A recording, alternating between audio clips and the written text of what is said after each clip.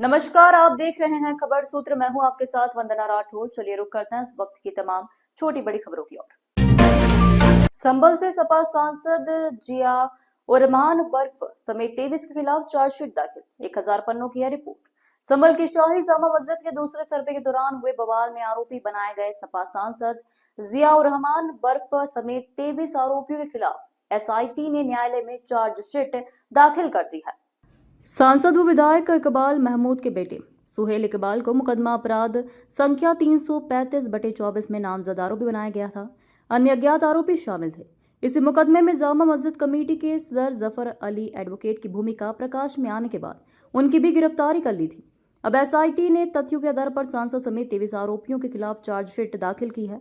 इस विषय में जानकारी देते हुए पुलिस अधीक्षक संभल कृष्ण कुमार बिश्नोई ने बताया कि एसआईटी ने कल 24 नवंबर 2024 को शाही जामा मस्जिद के दूसरे सर्वे के दौरान हुई हिंसा के मामले में दर्ज 335/24 मुकदमे में कल चार्जशीट दाखिल कर दी गई, जिसमें संभल के सांसद जिया उर रहमान बर्फ के ऊपर चार्ज है।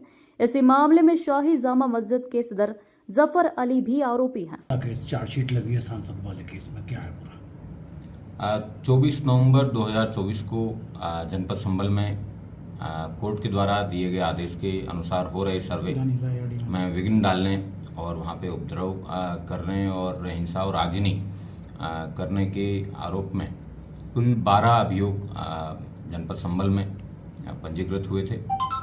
उनमें से 7 अभियोग पुलिस के द्वारा पंजीकृत कराए गए थे, 5 अभियोग वो आम जनता के द्वारा करवाए गए थे। उन सभी अभियोगों में कल चार्जशीट है वो दाखिल की जा चुकी है। उनमें सबसे महत्वपूर्ण 335/24 जो उस दिन हुई हिंसा की कंस्पिरेसी के बारे में लिखी गई थी।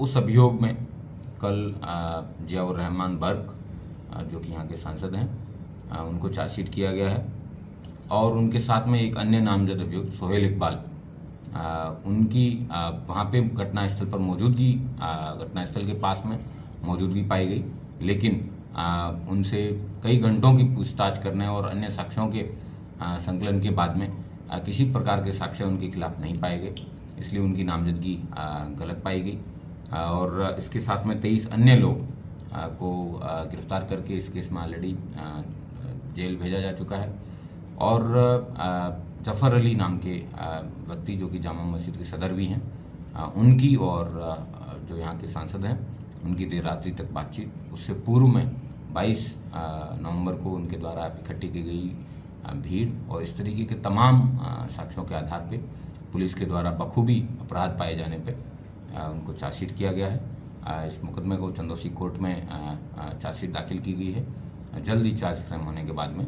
ट्रायल की स्टेज पर लाया जाएगा। अन्य मुकदमे ट्रायल की स्टेज पर आ चुके हैं। उन सभी के अंदर पुलिस के द्वारा प्रभावी पैरवी करके सजा कराई जाएगी।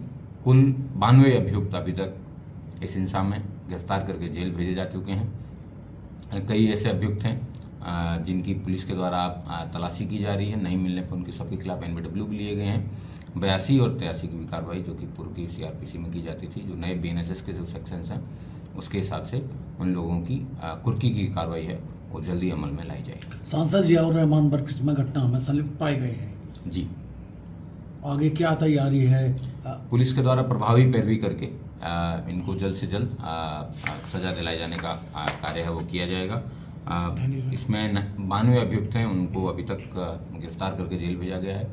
पुलिस को अन्य जितनी भी एजेंसीज हैं जिसमें क्राइम सीन रिकंस्ट्रक्शन करवाया गया था, चाहे उसकी रिपोर्ट हो, चाहे बैलिस्टिक रिपोर्ट हो, चाहे एफएसएल की रिपोर्ट हो, मेडिको लीगल रिपोर्ट हो, इस तरीके की तमाम इंडिपेंडेंट एजेंसी से आने वाली रिपोर्ट्स हैं वो पुलिस के द्वारा इकट्ठी कर ली गई हैं और उन सबको माननीय न्यायालय में भेजा भी जा चुका है। पाकिस्तानी कारतूस भी मिले थे सर यहाँ पर, उन सभी की बैलिस्टिक रिपोर्ट्स हैं वो माननीय न्यायालय में भेजी जा चुकी है और वो ट्रायल में काम आएगी। तो क्या सांसद की गिरफ्तारी होगी नियम अनुसार इस केस में? नहीं, उनसे पूछताछ करके उनको 35B का नोटिस दिया गया था और पूछताछ करने के बाद में उनसे जो भी साक्ष्य हैं संकलित किए गए और उसी के आधार पर पुलिस के द्वारा है वो चार्जशीट कर दी।